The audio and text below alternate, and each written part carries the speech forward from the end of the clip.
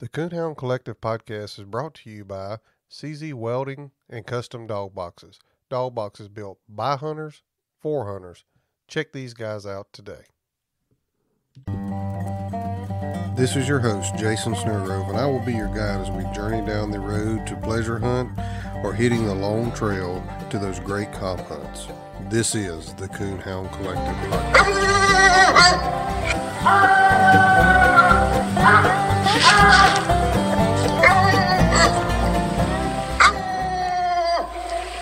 Welcome to the Coonhound Collective podcast today.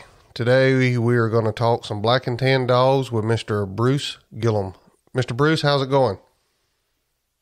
Doing fine, thank you.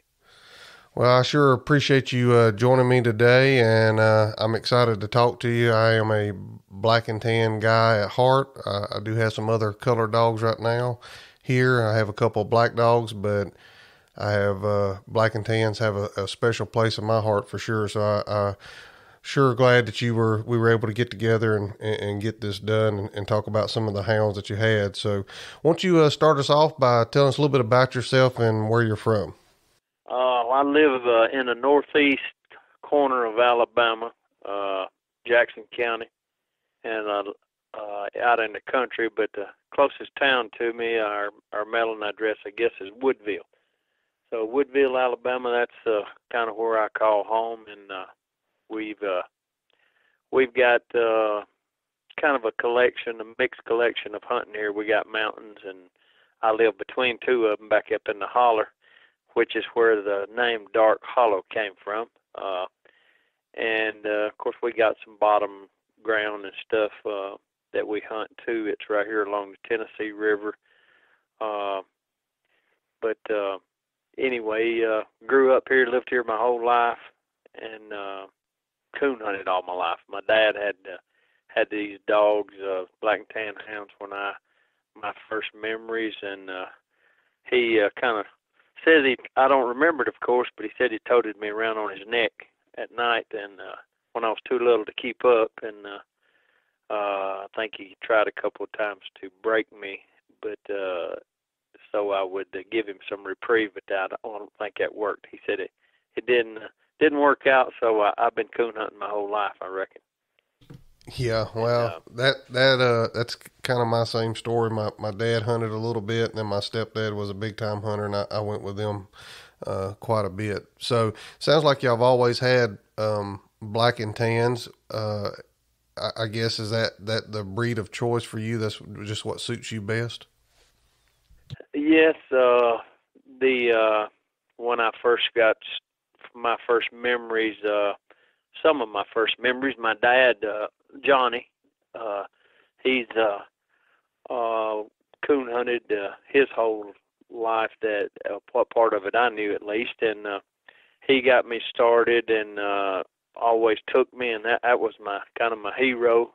My dad was, and my hunting buddy and hunting partner when I got old enough to start campaigning dogs. And some of my first memories, he and Johnny Lawson up in Illinois had gotten to be friends, and we had some dogs out of Lawson's Big Hoss, and actually had Hoss at the house for a while. And anyway, those had some good things with that bloodline, and we've mixed some stuff over the years. Some old stuff that I can't even remember what it went back to be honest with you, but it had some big mouths and good nose, and a lot of energy, and that's kind of we hunted those, and later on when dad wound up buying a dog, a couple of pups, and they were out of Jones Southern Rambler, which is the old Rambler breed, Tennessee Rambler breed, and the best one, something happened to him. We were letting him run loose out on the farm, and he got into something he didn't need to be in, I guess, and it killed him. But we wound up with the other one, and he was probably one of the better hounds I've ever followed. He just had a knack for treeing coons and a seemed like you could talk to him and he could understand you. Kind of eerie, sometimes the fooling with him. But anyway, that's kind of what we done. We kind of mixed some of the old Lawson's Hoss breeding, and seemed like they had plenty of tree power, had plenty of nose. The Rambler strain that we got a hold of and introduced into what we were doing, they had a lot of hunt, a lot of nose, big mouths, and were really nice coon treaters. And we done some of that crossing, and later on, Dad wound up getting a pup that was out of Gentleman Jim, and we used some of that, and that's actually kind of where the really got started in the competition hunting. They made some of those crosses, and I had a dog at one of the first ones that we really pushed was the King dog, which was out of the Jones Southern Rambler and Tennessee Rhodey cross, and done some winning with him. I won the National Grand at Autumn Oaks with him as a teenager. That was one of my first major wins, I guess. And so we took those bloodlines and crossed them, and we wound up. I wound up with a dog called Hobo, which was out of King 2 and Jody, and Jody being going back to the old Lawson's Big Hoss and some old bloodlines that we had here initially. It went back to some Moore's stock up in Tennessee, and anyway, we crossed those, and that's where we had a female out of the Gentleman Jim dog. We called him Jim, and we took a female named Sadie and crossed her with Hobo, which was the culmination of these strains that we had gathered up over the years and was hunting, and that's where the dog Dark Hollow Hobo's Hoss. That's where he came from, and we started pushing him, and that's kind of how that particular strain of black dogs kind of got started. A little bit of the background behind them, and we've just introduced some stuff. Tried to keep it. It's the same bloodlines that we've had my whole life. And we're still hunting them, and so just enjoying them. Yeah. So that Lawson stuff and Gentleman Jim stuff, sounds like what your foundation was to get you started there. Let's talk a little bit about Hoss. That's one of the more well-known dogs that I'm aware of anyway. And how was he getting started? What kind of hunting dog was he? And what was the puppies like off of him? Most everything out of him was tree dogs, and the usually easy starting. The Hoss himself, we raised him here and kind of let him run loose, and he got himself started and started hunting him. And at that time, I had some other dogs that I was pushing, and old Hobo himself was one of my favorites and maybe the best reproducer. He just didn't. He wound up getting enlarged heart. We found that, and had to put him to sleep early because of medical reasons. But he was one of my favorites. And anyway, I'd let my uncle on my mother's side. He hunted, and I let him and my cousin Jonathan. They got Hoss, and as a youngster, and they pushed him. They actually started coon hunting him and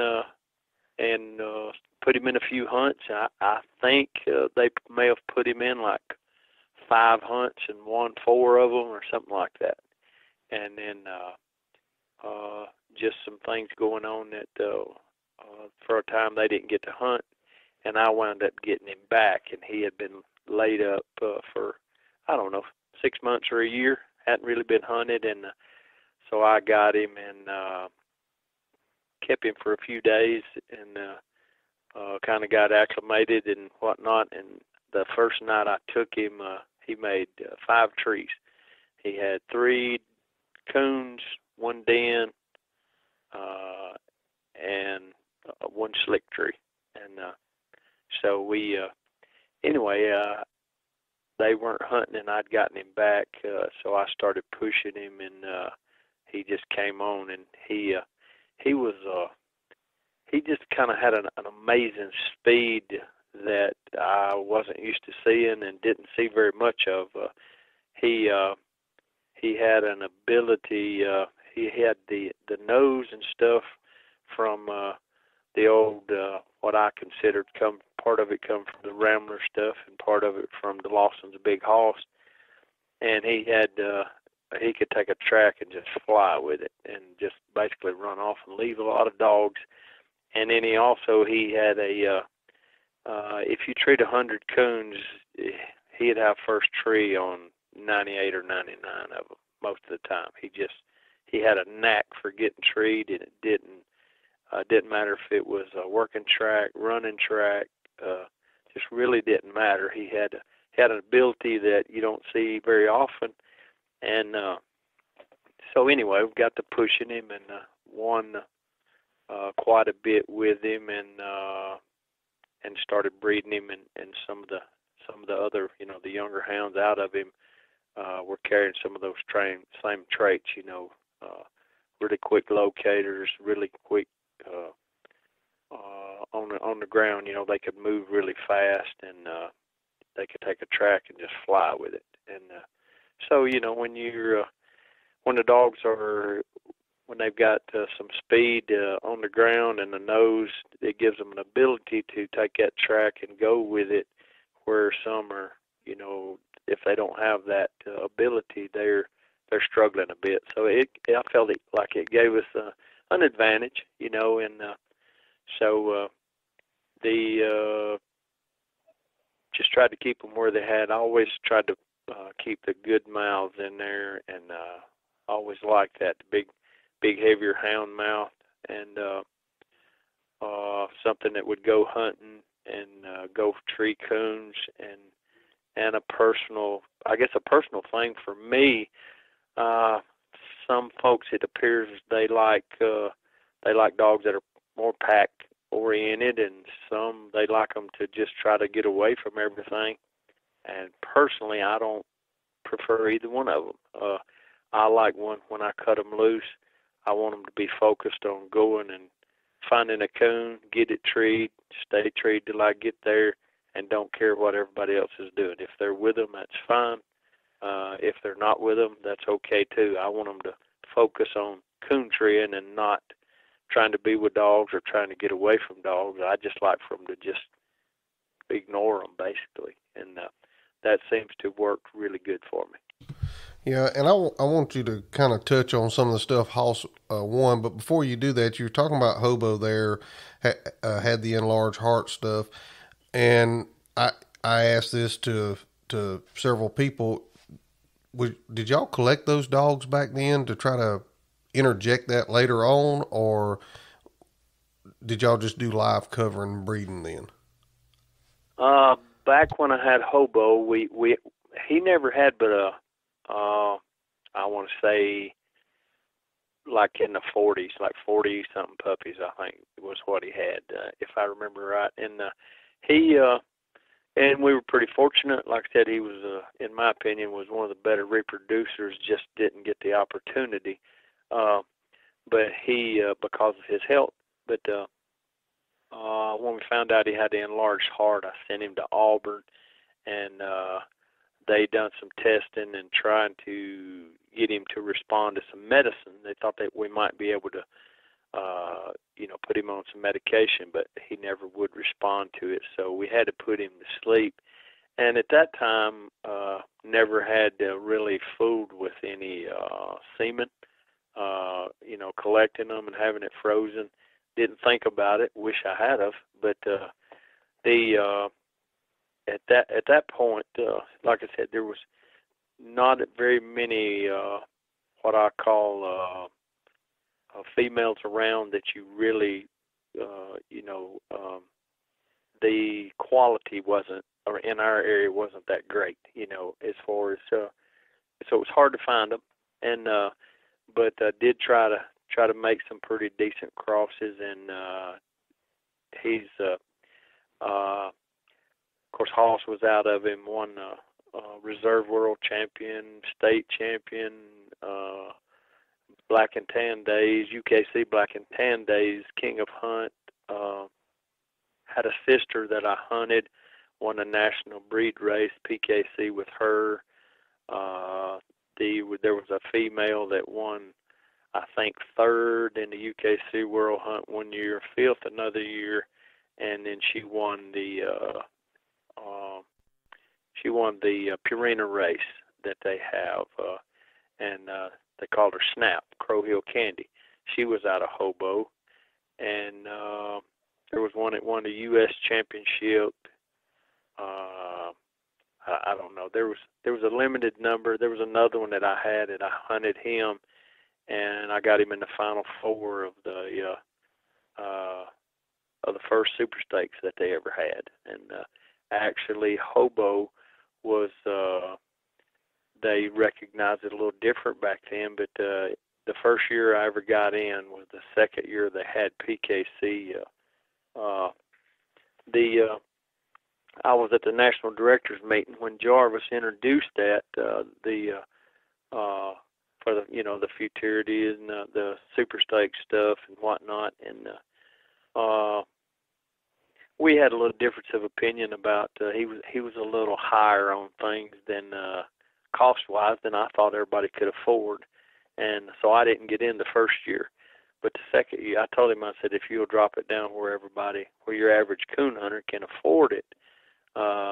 Actually, at that time, the first year it was $100 a month, plus you had to pay an upfront fee.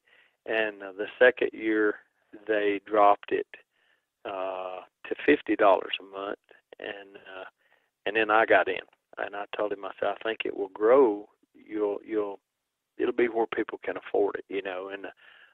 So anyway, they dropped it down there, and I got in. That was the first year I got in, and the pups out of Hobo started winning, and so Hobo wound up being the Super Stakes Sire of the Year that they award. At that time, it was 2 years after you first got in, because the pups had 2 years to be in the program and to win, and so. As far as I know, I guess Hobo is he's the only other breed to ever win the Super Stakes Sire of the Year, other than a Walker dog, But anyway, he was a real nice hound, real reproducer, and I just felt like it just worked out where he didn't get the opportunity. I think he could have really been it could have been really beneficial for our breed if he would have lived longer.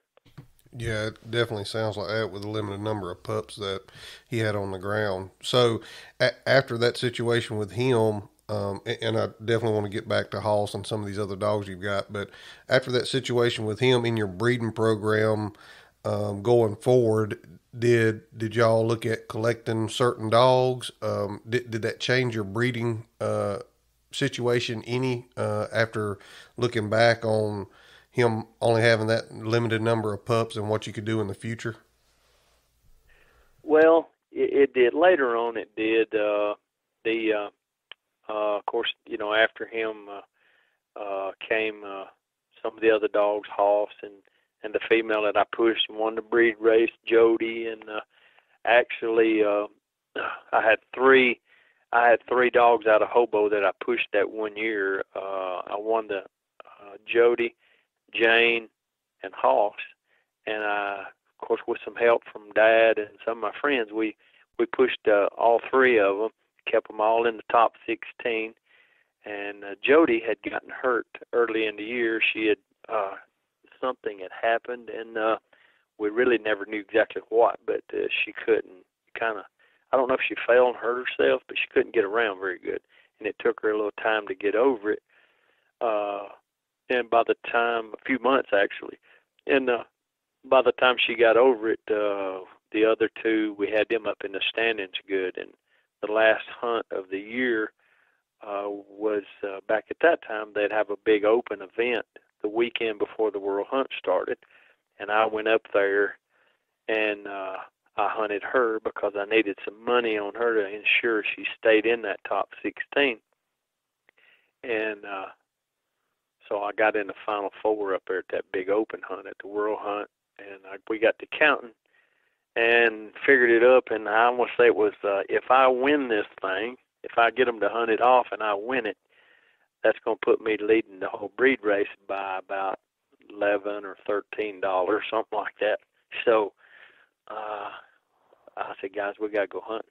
And so we went back out, and I wound up winning that cast, and that put her winning the breed race, and I had all three of them in the top 16, and it was just kind of a small achievement that I was trying to do with that, with that strain of dogs, and then I started. So I wanted to hang on to that stuff, so I did have a Hoss collected, and and then at a later time we had a dog that we won quite a bit with out of him that we called Tig, and so I had Tig collected. So that's the only two. Well, I had another one too out of Hoss that I called Slam, and we tried to have Slam collected, but they took him and pulled some semen, collected some semen, and then they do a test. The folks I was familiar with, they would freeze it and then thaw it and see how it done. Well, his semen count was really good, nothing wrong with that, but they said he was one of those that was once in a while you would see, once you froze it, it just wouldn't recover. So we weren't able to collect him, but and I've still got some of that out of Hoss, and we didn't do as much with Tig, but I do have a couple breedings that I've held on to, and so at some point in time I'll try to use it. I just don't know when, or somebody can, if I'm not able to. Hey guys, this is Jason at the Coonhound Collective Podcast. Maybe you've been out hunting and noticed that your dog box is getting a little beat and banged up and you're looking for something new. Well, let me help you point in the right direction here. Go see my friends over at CZ Welding and Custom Dog Boxes. Get a hold of Nathan Kaufman there on Facebook, and he can fix you up with a dog box. Make sure you tell him Jason sent you over there. He'll get you a good deal on a custom box. You'll get something that you can enjoy for years to come, that's built right, that's built to be with you for a long time. Nathan uses what he builds, and it's a quality product. Not only that, go support someone like CZ Welding and Fabrication. Nathan stepped forward, and he's donated some boxes for some raffles, some benefit hunts, some youth events that's been able to be raffled off to raise some money for those things, and we want to help those guys out that help our sport. So go over, check my friends out at CZ Welding and Custom Dog Boxes. Give Nathan Kaufman a call and do business with a true hunter. These are dog boxes built by hunters, for hunters. CZ Welding, Custom Dog Boxes. Go check them out today.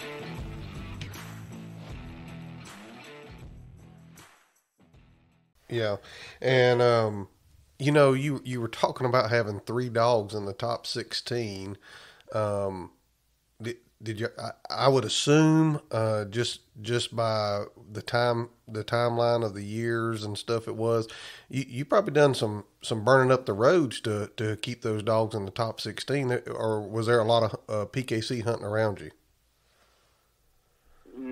Well, some of both, I guess. I guess I was a big part of getting PKC started in our area. I didn't start it. Some of the other folks did that were more involved, and but I got started, and then I did push quite a bit. I kept the roads hot for several years there when I was younger. I think, and I don't want. I think 5 out of 7 years, if I remember right, I won the national breed race. Uh, and one of those years, I sold the dog right before a dog that I had called Goose, and it was a dog that I had bought, and I wound up selling him. And the he was and he was a could have been a big asset. He was actually a crossbred dog, for that time. That you didn't hear about it a lot, but he's very uh, he had a lot of traits that was, that what these folks are winning with today. He was wild and crazy in a sense, and but now he had a nose that the other dogs they just couldn't deal with. They didn't know what he was doing half the time. He would tree coons that was really cold, and he would trail them up and tree them, and they didn't know. But anyway, at that time was a time in my life when I was building a house, and our second child was coming, and some folks was wanting him, and that was 30 years ago, basically, and I sold him for $9,000 back then. That was quite a bit of money for a dog, and it was money that was pretty important to me at the time, for what I was doing. And but anyway, enough about Goose, I guess. But the other dogs, I just held on to them and pushed them, and we kept the roads hot. I did. I was at a hunt nearly every weekend, it seems like, and had some friends, that at different times went with me, and that was kind of a lifestyle at that, for several years there. Is, if they had a hunt this weekend in Tennessee or Kentucky or sometimes further, Illinois, Indiana, wherever, I kind of looked at it with the mindset, they can't have that hunt without me being there. They just can't put it on without me being a part of it, So I had to hit the road, and it was just a thing. I guess I had a drive that made me want to be there and compete, and it was just fun. It was a lifestyle for me back then. Yeah, and I understand that because I can, relate to you go and you start winning a few here and there, and that just fires you up to want to go to more, and also and especially back in those days, the camaraderie around the clubhouse. Guys would get there early and they'd sit around and talk, and they'd talk dogs and tell stories and stuff like that. And I know we still have some of that today, but I think in certain areas we've probably lost a little bit of that. Sitting around talking, people, roll in right before deadline, which a lot of the hunts nowadays are, during the week, and people are getting off work and stuff. Yeah. So. Yeah, it's. Go ahead. No, go ahead. I was going to say, yeah, it was chasing and seeing them folks every weekend or whatnot. It was you get to know a lot of people, made a lot of friends. And folks say, "What's your biggest achievement coon hunting?" I said, "All the friends I've made." I said, "I've had fun with the dogs. I've done some winning. I'm very blessed, fortunate to have been able to do." What little I've done, in comparison to others. But I said, I have enjoyed it. I've had a lot of fun. But my biggest thing is the friendships that I've made. I don't know as many now, but for several years there was very few states in the U.S. that I didn't know people, and I could pick up the phone and call, and they'd say, "Hey, come on out if you want to," So when when you're fortunate enough to have friends like that, and to just enjoy and go visit with them and enjoy the dogs and stuff, that's something that from my perspective, money can't buy it. It's just the experience, and so it was a lifestyle for me for many years, and slowed down some now as I gotten older, but still try to hunt and compete some, and but I don't have that drive that I had when I was 25 now. Yeah, and you're right. I've through this podcast and talking to coon hunters and coon hunting. I've developed some friendships that are almost like brotherships more than friendships. Some guys that I Right. talk to every day on the phone and or every other day, and we talk dogs and we talk work or whatever, and those things are priceless Oh in the yeah. big scheme of things. Yeah, there's I've been very fortunate and made a lot of friends, and just thankful for that. And and that was one of the things about the Black and Tan group. It just seemed like maybe it's because I grew up around them and was with them more, but it just seemed like there was a closer bond there. It seemed like to me, and it was like when you went to Black and Tan days or one of the Black and Tan hunts, it was like going to a kind of like a big family reunion, so to speak. And so I'd, been very fortunate and some of the folks that I've partnered with, I'll talk a little bit about them, but it's not to take away from all the friendships of the other people, but Blaze Bauer out in Kansas went out many times and stayed at his house, and he and I like family.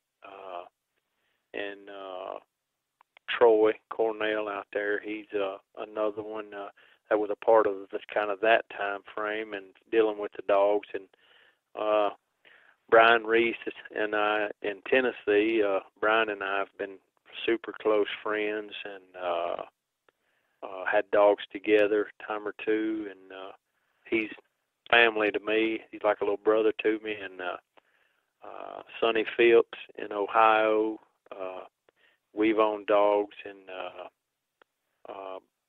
Sonny and I, we had a female that placed second in the UKC World Hunt. He was hunting her, and Brian and I, we've had a dog or two, and we won a Queen Hunt at Black and Tan Days, UKC, and of course Blaze and I, most folks at coon hunting know some of the dogs we've had, Kansas Junior, Kansas Jim, that being a start of the dogs that a lot of the dogs we got today, they were out of old Hoss and that I had, and Blaze is Jewel female, and so we promoted Jim and Junior for several years there, and had a lot of fun, and but it's so many more that I didn't own dogs with, but we were really close friends, and some of them come to visit, or I'd go visit them, and it's just a bond, a friendship that, and so to me, that's my greatest accomplishment in coon hunting is all the friends that I've made, and I wouldn't trade them for a new world champion now, I wouldn't swap my friendships and all that for the best winner out there, it's not worth it in comparison to the friends. Yeah, I couldn't agree with you more there for sure. And you were, you're talking about those guys there, and it's kind of a common theme that I see when I talk to guys on this podcast, all across the country. It takes a group of people working together for the same goal to promote a breed or a certain line of dogs to really come out with something special, and it sounds like to me that's definitely what's happened with your line of dogs and some of these guys that you partner on with, like Blaze and Troy and some of those guys there that you've partnered with. It really does take working together to, in my opinion anyway, working together to really bring out something special in some of these breeds. Are you tired of whipping, scolding, and shocking to make them get alone? Is your buddy tired of helping you set your dog up for correction night after night? Do you really want your dog to be alone because you forced him to be? Or would you rather him be alone because he wants to be? Grand Night Champion Small Town Lone Survivor is the product of over 25 years of strong natural-born independent traits. This bold trait has been passed down from generation to generation and is showing up in Loner offspring today. Loner is a direct son of Hall of Fame Grand Night Champion Cabin Creek Rowdy and Grand Night Champion Lonesome Dove Lori. Loner has a booming mouth that is talked about in every cast he has been in, including the 2021 World Hunt Finals. Loner is a no-reverse, ball-mouth open trailer who ends it plussed up with a huge dying locate and steady chop. Loner loves getting split and is a stay-put gun-pressure tree dog. Loner's intelligence is also impressive. He knows over 12 voice and hand signal commands. Loner has a character that loves like Jesus, but he doesn't walk on water. If you're interested in breeding to Loner, contact Brett Stevens at Small Town English Kennels at 417-300-3777 or find him on Facebook.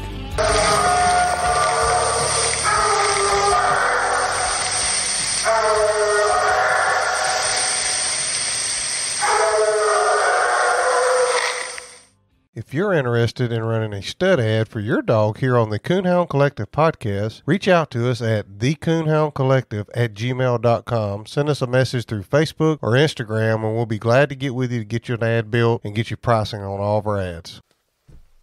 I think you're right. A lot of the breeding and stuff that I tried to kind of keep tabs on what's out there, what crosses are doing what, and one in particular in recent years, the Preston Null, and Preston came over and bred Wendy to a dog that I had, called him Big Dark Hollow Big Money, and so that I saw those pups taken off, and there's so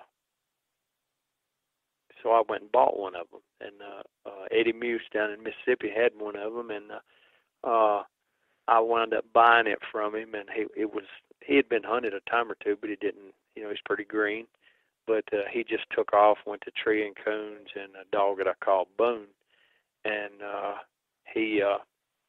but that's been a very prominent, a strong cross that's done very well. A lot of dogs out there now that are out of that cross or a result, and wasn't nothing particular that I had done or that Preston had done, because there was a lot of stuff behind that. I think they got Wendy from Mike Crockett over in Mississippi, and Mike, I don't know who all was on further back involved, but most of the black and tan guys, that are into the breeding program and stuff, and but with that being said, there's a lot of never want to take it,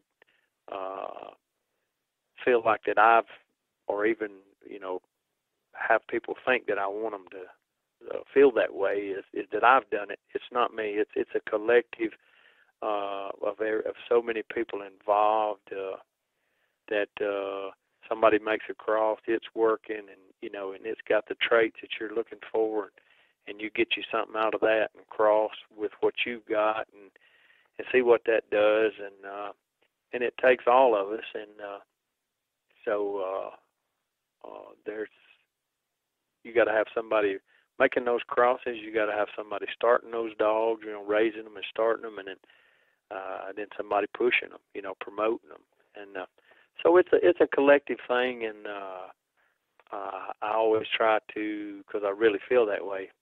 My hat's off to everyone involved. The dogs that blaze, and then I've had. I've got one that I really like out of Top that he had, and there's a big, from my perspective, I made a cross back when we had Jim. I made a cross to some stuff. There was a dog here that was was out of old Jody that I won the national breed race with, and the first time we bred Jim, Blaze said, "Well, you can breed her the first time," and I said, "Okay." And so he said, "Where are you going to breed her to?" And I told him, I said, "A dog called Clear Creek Rocker." I said, I started him and sold him to one of my friends here because his dog had got killed, and I said he was making a really nice young dog, but I just gotten him started. But we had an agreement that if he ever sold him, that I'd get him back, and our first chance at him at least, and he never sold him. But so when I made that cross, there was one of those dogs that wound up, Angie Reed in Ohio wound up with one of those. And so she's done some breeding and some crossing, and so some of the things that Blaze, the top dog that he's had quite a bit of success with, and then some dogs out of him, they came from a dog that, my understanding, she was the one that made that cross and produced a dog called Bruce Almighty, and he was out of a dog that she had that I let her have out of the cross out of Jim and Rocker, and she called him Sweet Home Alabama. So, she got some of it and done her thing with it, and then later on, Blaze, liked what was there, I guess, and he made. Don't know who all was involved in that. It was a little bit.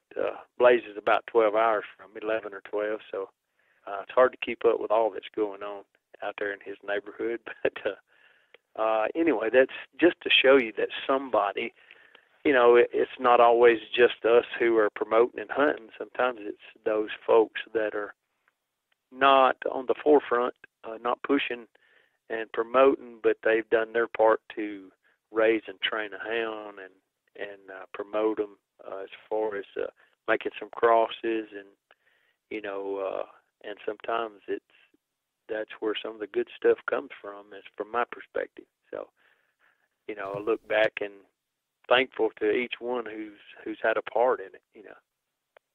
Yeah, for sure. And it does take those guys in the background, helping out. And you mentioned Eddie Muse. I had him on the podcast several episodes back, and talked with Jay Tidwell on the phone a few times. And I actually have a dog here out of Troy and Blaze's Chuck dog here at the house now, and I'm going to have Blaze and Troy on here in the future, and we just haven't got together to set that up. And it's amazing to me that you talk to these people and you hear their story, and how somewhere along the lines all these stories cross paths or connect somewhere later on down the road.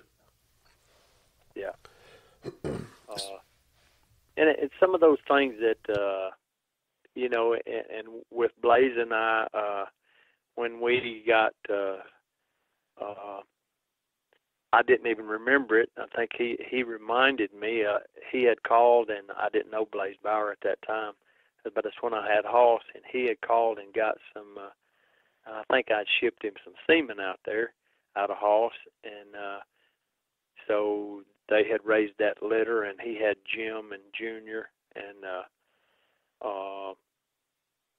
then I guess to give credit elsewhere, we was going to the National Directors Meeting for PKC, and Mr. Roy Trammell was a good friend of mine, and he put he was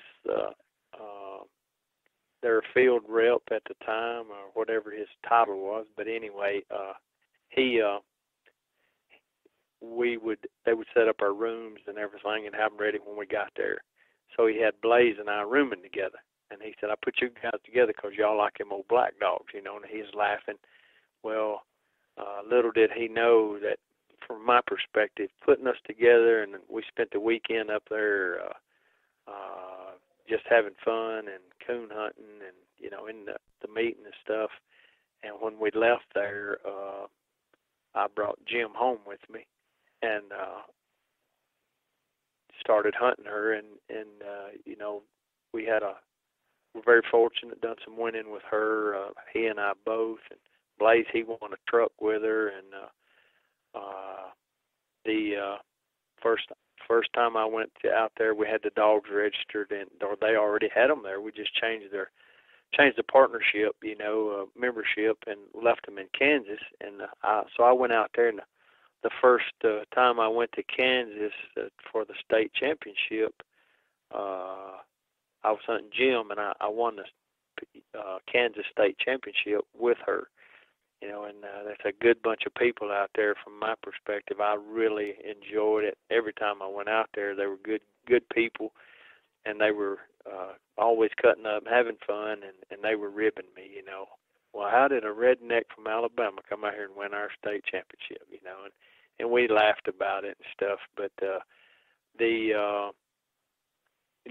had Roy Trimble not put us in the same room together up there, I don't know that would have ever happened exactly that way. So sometimes it's the small stuff that happens that you're not expecting, but it makes a big impact on life going forward. And like I said, that Blaze and I are, from my way I look at it, we're family, and that's just the way we are.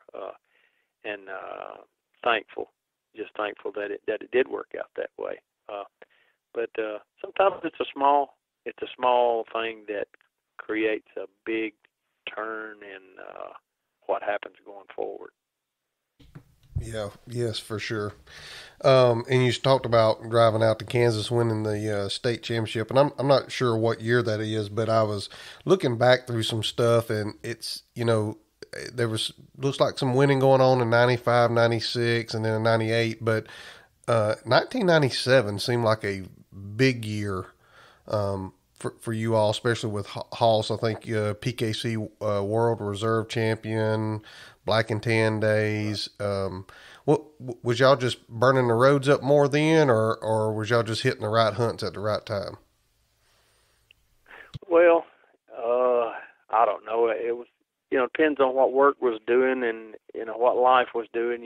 Sometimes you were able to go more and promote more, and sometimes it was the goals.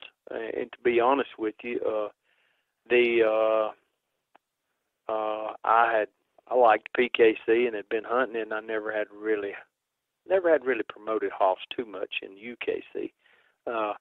And not me it being negative, but sometimes you got folks who have their own way of looking at things, and there were some, the reason them guys hunt Hoss dog, reason they hunt PKC is because you don't have to have coons to win. I don't think they could win in UKC. So with that being said, it kind of, I guess, it kind of lit a spark that I thought, well, just to prove the naysayers wrong, as they say, I decided I would promote him. So I finished him, went to putting him in the UKC hunts, finished him the Grand Night, made it to the top 100 at the UKC World Hunt that year, or in that time frame. I don't remember exactly what year it was. And then I went to Black and Tan Days and won King of Hunt at Black and Tan Days with him. And so he was pretty special. And I guess when some folks say something a little bit negative, it kind of sparks you a little bit, makes you drive a little harder. And so I guess, in all honesty, that was probably a little bit of it. But and then sometimes it's just opportunity. We promoted the dogs, and Junior, Kansas Junior that Blaze had when we were at that PKC hunt up there at the National Directors meeting. Actually, he wanted me to bring Junior home with me so I could hunt it at the Super Stakes. He wasn't going to get to make it, and so I was going to bring him home with me. But he while we were there, he had, I guess, strained himself, pulled something. Anyway, he was hurting and kind of swollen at his around his hip area back there, and we didn't know for sure what it was. and I told him I didn't want to take a dog, and him being, I'd rather he had him so he could make decisions if he needed something medically, and so I wound up with Jim, but I kept her and finished her, in the hunts and stuff, and done a bunch of winning, and then Blaze later on, and I'm going to ballpark and say they were about 5 or 6 year old at the time, and I may be off base, but anyway, we were hunting, and Blaze said, I hadn't hunted Jim in a long time. He said, I'd like to take her home or keep her at my house and hunt her for a while. I said, well, that's fine. You own as much of her as I do. And but we had there was the bigger hunts were coming up, and he and I had Jim, and then he had Junior, and they I think they had Marty, female that they had out there, and he and Justin owned her. So anyway, I said, Blaze, what are you going to hunt at PKC Black and Tan Days? I said, if you take Jim home with you, what are you going to hunt out there? I said, if you're going to hunt her, then I need something to hunt. And he said, you have to know Blaze. He has a funny way of looking at things sometimes. And I said, do you want me to take Junior home and hunt him?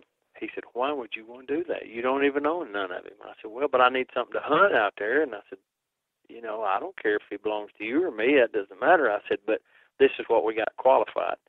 And so he said, well, if you want to take him, go ahead.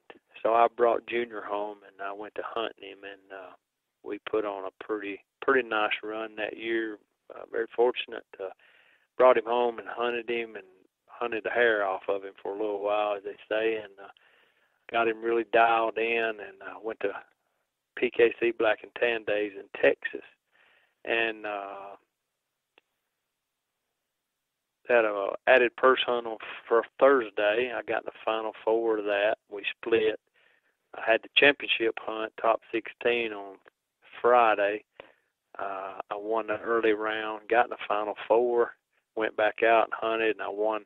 So I won Black and Tan Days with him. And then Saturday night they had another big open, and I got in the final 4 again. And so came home, and I took him to the Nationals, and I got in the top 6 at the PKC Nationals. And then a little bit later went to the World Hunt and got in the final 4 at the World Hunt. So we had a pretty good run there. Anyway, we wound up partnering on him and promoting him and pushing him too. But sometimes, like I said, it's just opportunity. Things. Blaze made his mind up. He wanted to hunt Jim, and I think about that time he took her. He had got a ticket to the truck hunt, and so he decided to hunt Jim down there, and he went down and wound up winning the truck with Jim. So sometimes it's just opportunity. It just presents itself, and you just grab a hold of it and run, as they say, and it works out. So that's kind of part of it too, Yeah, and I'm gonna back up there just a little bit. You were talking about some of the UKC guys saying this, and I've heard it both ways. It don't take coons to win in PKC, and then I've heard, other people say, well, the UKC dogs can't hunt with the PKC dogs, and it's all the same dogs. It's just how this is my opinion. It's just how you go out and you prepare yourself for it. And I don't care what registry you're hunting. If you got a dog that trees coons, you're going to beat the dog that don't tree coons 10 times out of 10. There just ain't no way around it. Yeah, and I'm like you. I've heard those same stories, and and what I tell them, I said, hey guys, from my perspective, I said, look, when I had Hoss, he was a PKC Platinum champion. He was a UKC Grand Night champion. The same way with Tig, and Jim and Junior. They had big titles in PKC. Jim was a platinum. I don't remember if Junior made it to platinum, but he was a close. And but they were Grand Nights too, you know. And we hunted, and I told him, I said, most of the time, I said, I think you guys, from my way of looking at it, I said, most of the time, if you go to a PKC hunt this week, and next week you go to a UKC hunt, you're drawing a lot of the same people. And it's the same dogs. And a part of it, I feel like, is back in a long time ago. And once you Grand Nighted them in UKC, what was you going to do with them? You know, you could go to a big hunt once in a while, but, you know, PKC, you could keep hunting them and keep hunting them. So it was actually an avenue to take your dog, if you enjoyed them, to go, you know, you title them and get them Grand Night in UKC, and then you go hunt PKC so you could hunt, you know, on a regular basis and just keep promoting them and enjoying them. So it's the same dogs. I agree with you. That's I don't know where the different ideas came up, but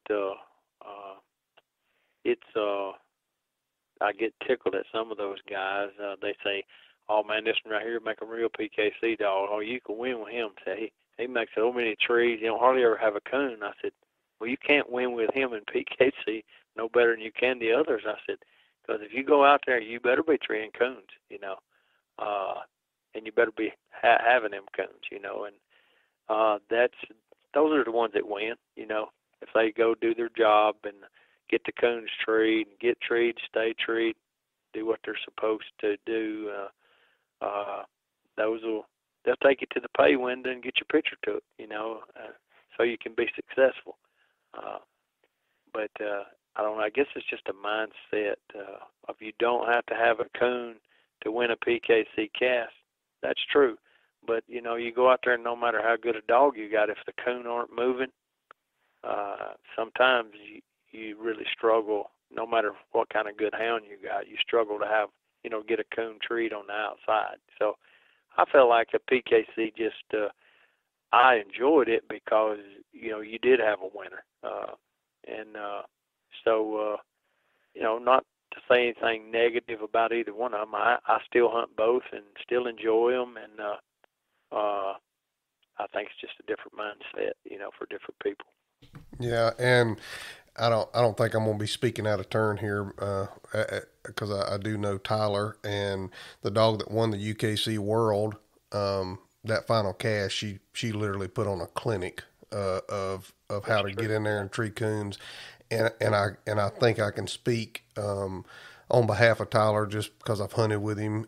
He hunts predominantly PKC. That if you want to call a dog a PKC dog, I believe Jenna is more of a PKC dog, and you know he look what he did with her, you know, this year, and you know what an accomplishment to do, and yeah. You know, and I'm like you, I hunt both. I hunt UKC and I hunt PKC. I do hunt more PKC than I do UKC, but you know we have a hunt once a month at our club, and I'm fortunate enough in the area that I live. You know, I'm, you know, an hour and a half, 2 hours from where Troy and Blaze are, and I'm about the same distance down to Cheyenne Cummins and Tyler and Brandon Gaines and some of those guys. So we have quite a few clubs here, so it presents an opportunity for me to be able to go out and hunt more PKC. But you know, just real quick, whenever I was 17 years old, we had our club, and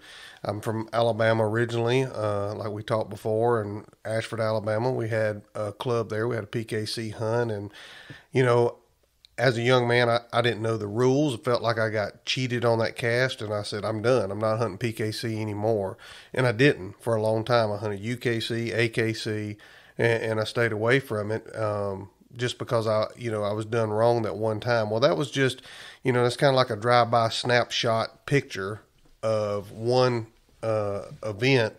And looking back now, had I known the rules the way I needed to know them to really be out there competing in that event, I probably could have had a different outcome. but I didn't know what was going on. So now, many years later, it's kind of flip flop where I enjoy going out and hunting PKC with these guys that I get the opportunity to hunt with, and not only that, I've drawn out with a dog that won the PKC World Championship at an open event. You're not going to get to do that at a UKC event, to see how these dogs operate, to see if you have anything that will even stack up close to what these dogs are that's going out and winning. And that's one of the things I enjoy about PKC is all the dogs draw out together. Yeah, that's that was one of the things that recently we was talking went to a UKC hunt, and we were talking about that is, UKC used to, you had your registered dogs, you had your night champions, and you had your grand nights. Well, now then, the grand nights and the night champions hunt together. And, we were talking about it, and I said, I honestly don't know if they're not going to separate all of them. I don't know why they don't have them all hunt together. I said, if you go to a PKC hunt, you don't have platinum champions and silver champions and different ones. They're not segregated. They're not separated from one. If you go, you may have won $37 on this dog, and this other may have won $20,000, and you draw out together. And I think, in all honesty, I'm not sure that don't. When you draw dogs that have achieved that, it puts you. You see a different. You see a different grade of hound ability-wise, so that it lets you see what you're not doing. If you don't win, it lets you see what you're not doing and what you need to improve on. So it's. So I don't know what the UKC has in store, but somebody said they thought maybe they were going to change it to where, and I'm not positive about that, but it was hearsay basically. But so we'll see what happens going forward. But I think I try to take it where I try to look at things and see, hey, what's going on here that that I can improve on and get better at competing and still keep dogs that I enjoy hunting. I like from my perspective, more of an honest style dog. I like one that is a good strike dog, but I want them to be honest. When I got to hunt them. I used to, when I was growing up, you had hunts on the weekend, Friday and Saturday. If you want to go to a hunt, you had to drive a lot of times. But especially with the PKC, I'd drive to Tennessee or Kentucky pretty regular to get to a big PKC hunt. But back then, you might have 80 to 120 dogs. That was pretty common. Now then, not so much. You have so many of them. But the thing about it was, I'd go watch them and see. But I told them, I said, I hunt these dogs. Back then, I hunted basically 6 nights a week. I used most of the time I didn't hunt on Sunday, unless it was somebody came to visit or whatnot. But anyway, I said I go to a competition hunt 2 nights a week and a pleasure hunt the rest of them. I said I want to enjoy those nights when I'm out pleasure hunting. I want to enjoy what I'm hunting, So for me, I like a good, honest dog, and I know there's some styles of dogs that some people like, and they do their part of the winning, and it gives them an advantage. But I just don't like that. I mean, not if they like it, that's fine, that's theirs. But I just don't prefer it, So I always liked a good, honest dog. It's a good strike dog. Go hunting good. Go tree coons. Do what you need to do, and if you got that, you'll do some winning.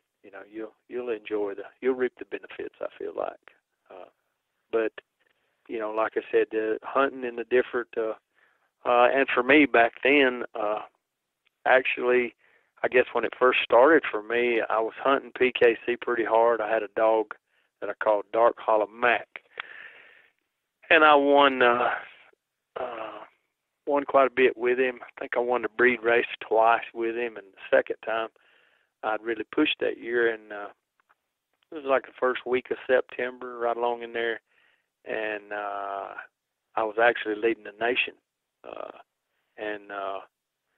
so he got out of pocket on us. He took a coon up and put it in the ground up on the side of a ridge, and he dropped off the other side, and he got on a highway before we could get around there, and so I lost him. But he wound up winning the breed race, and somebody else, there was a few that got ahead of him, and he had another month or so to hunt, and but Roy Trammell called me and asked me to judge at the World Hunt since my dog had got killed, and so I wound up judging up there, and it really gave me some, I got to see dogs going, and dogs that were winning, and I was judging them. And so over the next several years, I'd done quite a bit of judging at times. For several years, Tony Swinford is another one that he and I were really good friends, and we run the roads together.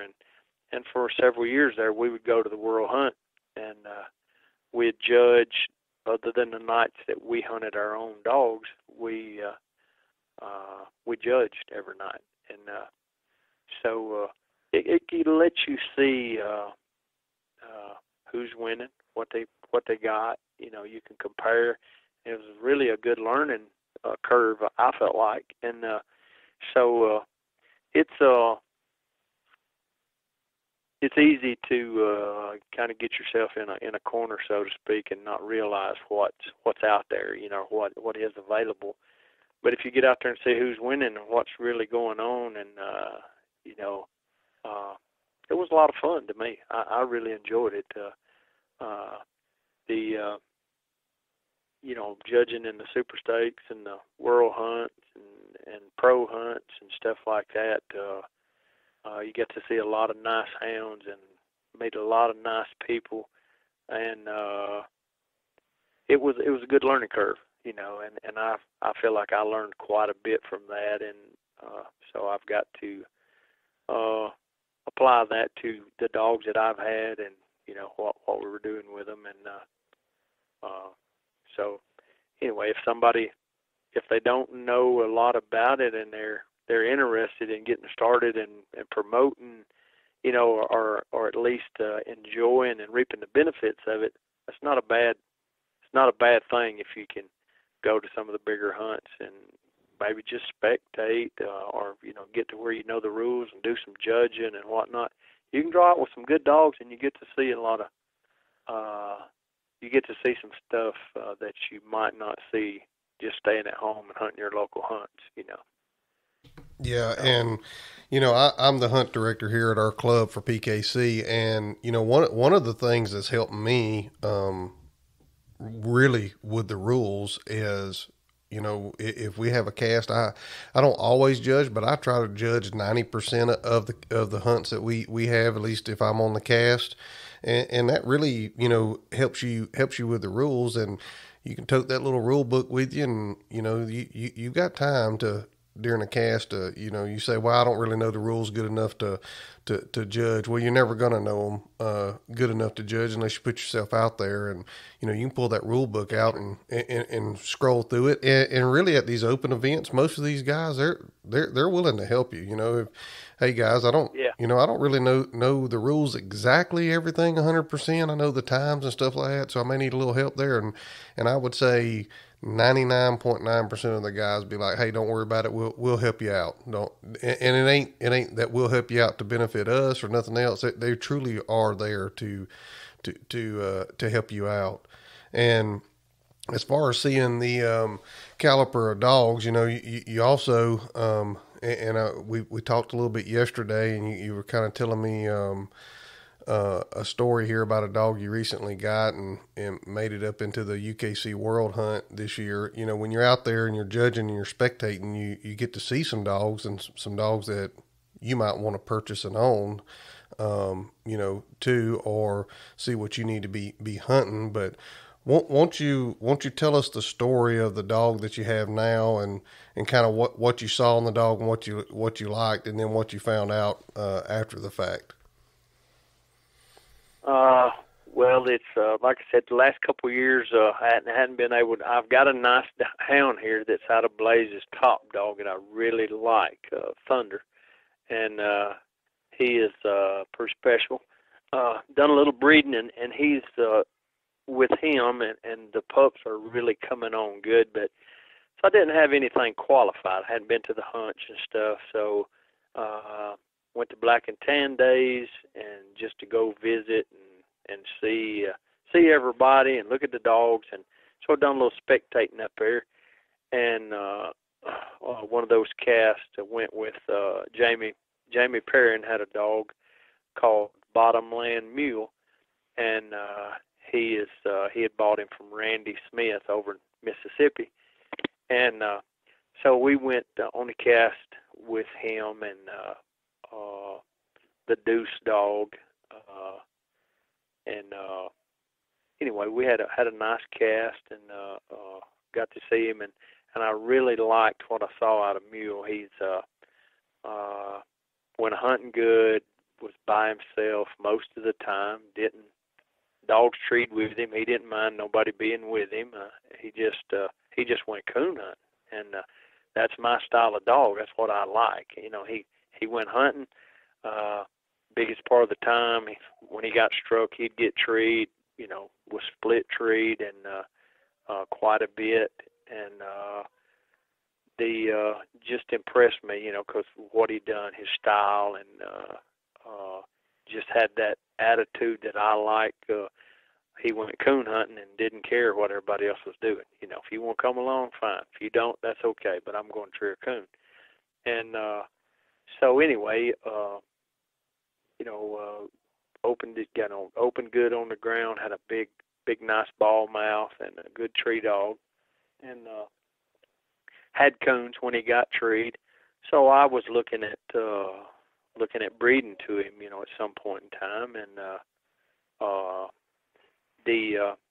anyway, opportunity. I was telling one of my friends here, a couple of them, that I'd hunted with the dog, really liked him, and he wasn't the only one that I hunted with up there, and some of the others I liked, but I did like Mule. He's but I was telling some of them about him, and anyway, was talking about breeding to him, and anyway, got to talking to Jamie and just the situation. I don't know all involved, but anyway, opportunity come up to buy him, and I bought the dog, and so we bought him and started hunting, and I bought him 1 week before the PKC World Hunt, the zone qualifiers or whatever they had, and started hunting him, and I still hadn't saw the papers on him, but I got to hunting him, and we didn't do any good at the zone, but I did go to the World Hunt, and went up there on Wednesday and won 2 casts, and got in the semifinals, and had a really, really enjoyable time. And I drew the dog that wound up beating me was Cheyenne Cummins' dog, the young dog they had that wound up winning the World Hunt, and he was the one that put me out. And it was the first dump. Mine, theirs treated coon, and mine was. We were all kind of scattered out, and each one of theirs treated coon, and mine got our track and it went to ground. And so that was just a bad break, and then he skips on through there, and he gets struck, and comes treed in there a little later, and we go into him, and he's got a den tree. So when things are happening like that, it's just, I always say, well, it's probably just not our night, but we wound up turning loose again, treated another coon, and Randy was hunting, he was hunting the dog for Cheyenne. I don't know who all's, if they're partners or whatever on the dog, I don't know all that, but anyway, they wound up winning the cast, and but I got my papers while I was up there, and I had told some of them, I said, man, this dog, I'm enjoying him so far. And I said, it's just amazing to me how much I see a lot of the old hobo dog. I said, he is so similar to him in a lot of things that he does. The way he goes hunting, the way he opens his mouth, the way he trails, just a lot of similarities, his looks, his build. I said, man, it's just crazy how much he reminds me of him. Well, I get the papers and I go to looking at him, and I figure it's a good reason that he might do that, because in his background there, his mama goes back to hobo on both sides, and his daddy he goes back to him at least on one side. So there's quite a bit of influence, very possibly from hobo, being there. So he acts very similar to him in a lot of ways. Now we haven't started breeding him yet, but we're going to try to. And if he'll reproduce like hobo did, then we may have something pretty special.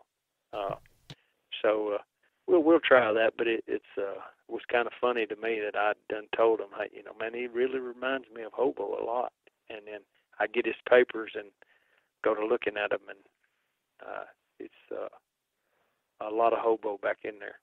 Yeah, and I wanted you to tell that because, it just amazes me. You didn't know really what the dog was out of, but, probably somewhere deep down inside you had to think, man, there's got to be some hobo in this dog somewhere. I see these traits that I've seen in other dogs and then in hobo himself. So, I just think that's just a testament to good, strong breeding, there for sure. Well, it's and like I said, there again, those same traits that I saw in my old dog, I see in this one, and I always really enjoyed hunting hobo and really liked him, and and then seeing this dog acting so much like him reminded me of him. It was kind of a kind of self-rewarding to look and see that he did have so much of that influence in the blood, back in there. But, and then it goes back to another thing, without these other people making these crosses and doing this, I had nothing to do with it up close.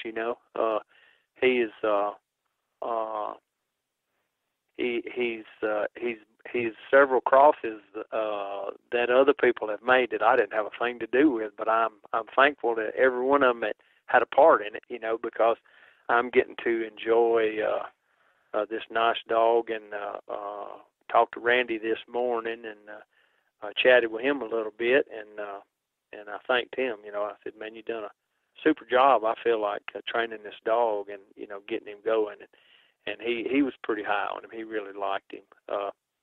But there's so there again, it's a lot of times it's not all we do. It's what everybody else does. Then it all comes together, and it can be a rewarding for a lot of people, in different at different times, So we'll see what he reproduces, and plan on hunting him and promoting him some, and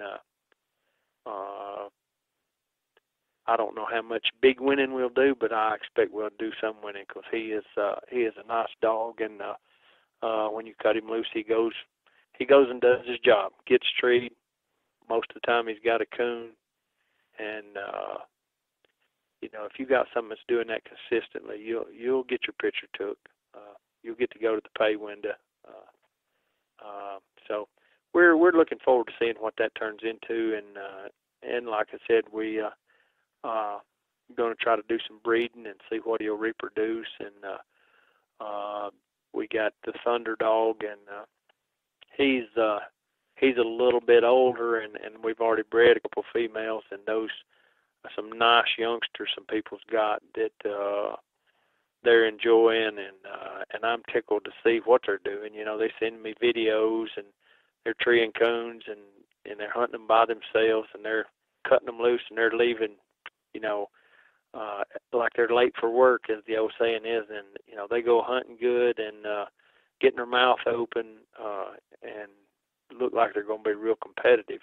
So looking forward to see what he'll do, and just hunted him a little bit in the hunts, got a couple wins on him, but that was before I got sick, and anyway, had some personal issues dealing with, you know, some health and the COVID and all that monkey business. But anyway, we're getting lined out now, and we'll see what happens. And I've got a sister to Thunder, a younger, that's really coming on good, and her litter mates are doing real well, and that's probably what we'll do. I'll have to cross her with Mule later on, and so looking forward to see what that would do. You know, crossing the two dogs that really enjoying and having fun with now, being able to cross, you know, some of those strains and see what it turns into. Yeah, and we definitely look to see you and Mule with your picture taken in the future for sure. I think that's just a given that's going to happen. And you know, we've been at it an hour and almost 20 minutes, and I feel like we could probably go for another hour and 20 minutes, but I don't want to hold you up. I do appreciate you taking the time. If you don't have anything else to add in there, do you have a coon hunting story that you could share with us? I probably got a bunch of them. I guess one of them was kind of funny. We was at the Alabama State PKC hunt, and I was hunting hoss at the time, and we had pulled a minus in a hole or something. Anyway, I treed him on a locate. When he started out with it, you could tree him, and I think, if I remember right, that's been several years, but I treed him, and me and somebody else, and it wound up being in the ground. We pulled a minus, so we got behind. We didn't do a lot of coon treeing in that cast, but the last turnout we pulled up there to, but we were having fun. It was having a blast out there, you know, hunting, and we get out of, we pulled up to a little creek on a little back road, and we sending them down this bottom right beside this creek, and I got old Hoss out, and I said, "Now come here. I need to talk to you, Hoss." I said, "I got to explain something to you." I said, "Look, we're not where we need to be right now." And them guys are laughing, you know, at me over there talking to that dog. And I said, "Look, here's what I need you to do. When I cut you loose, I need you to get in there and tree a coon super fast. And we need to shut these dogs out so we can win." I said, "Now that's what we need to do. We need to pull a shutout here and get a coon tree. If we'll do that," I said, "we can win." So they're laughing, and so anyway, we cut loose and down this little creek bottom and down beside off this little road. And I'm going to say within 2 or 3 minutes, he's sitting in yonder, I don't know, 200 or 300 yards, and just explodes on a tree. And I struck him and treed him on the one bark. And of course, he settles down there, and we go in there, and he's got a coon. And I wound up winning the cast, and wound up hunting the Final Four and won the state championship. But those guys, when we got the dog, they come back up through there, they said, "Bruce, does that dog really know what you're saying to him?" So it was, it was a lot of fun, and it just so happened that he did what I asked him to do, you know. So it was kind of funny, and that's one of those things that kind of stick in your mind, and those guys talk about it later, you know. I remember that time you told that dog, he done just what you said. So they don't always do that, but when you have those, it's a lot of fun, you know. Yeah, that's a great story, and we would probably be surprised at how much our dogs would listen to them if we talked to them the right way, for sure. That's true. That is true. Well, Mr. Bruce, I tell you what, it's been a pleasure to talk with you today. It's been a little over an hour and 20 minutes. And like I said, I think we could probably go for another hour and 20 minutes because I can talk dogs for forever. And I think we've covered a lot of history there and a lot of breeding and a lot of people that you've met along the way. And hopefully in the future, maybe I get to meet you at a hunt somewhere and shake your hand, and maybe we get to go hunting together sometime. And I would really, really enjoy that. But if you don't have anything else that you can think to add, I think we're to a place that we could probably shut it down here. Sounds good. I really, really enjoyed the opportunity and enjoyed chatting with you. And I always enjoy talking dogs, and it's something that's dear to my heart, and I can sit and talk for hours. But anyway, I appreciate the opportunity, and hope you have a blessed day. Yes, sir. Thank you so much. All right, thanks. Thanks, guys, for listening to the Coonhound Collective podcast today. We really appreciate you taking your time out of your day to listen to the podcast. If you don't mind, head over to Facebook and give us a like, and head over to Instagram and give us a follow. It's both at The Coonhound Collective. Also, if you would like to reach us here at The Coonhound Collective, you can reach us at thecoonhoundcollective@gmail.com. If there's someone that you would like to hear on the podcast or a product that you would like to hear talked about, please send it to thecoonhoundcollective@gmail.com. Thanks again. Have a great day.